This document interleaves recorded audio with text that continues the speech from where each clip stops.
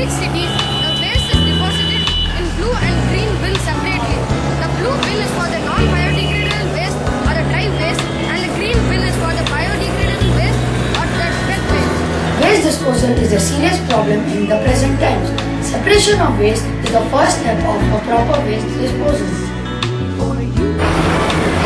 Solid waste are taken up by the municipalities and dumped into larger dump grounds.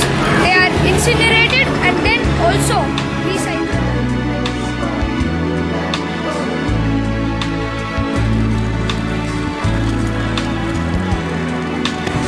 Wet waste is either deposited in green bins or can be composed.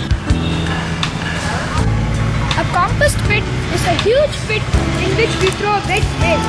Composting is a natural process in which bacteria and fungi let down organic matter into nutrients for growing plants. Effects of waste on our surroundings.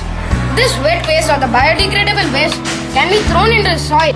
Bacteria and the fungi present in the soil convert this waste into simpler substances. They don't even take 10 days for it.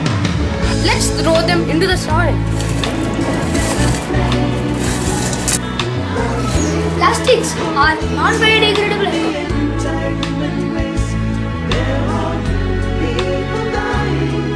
Now we know how long the segregation of solid waste takes. So please stop using plastic bags. Even cow dung can be used as a rich manure.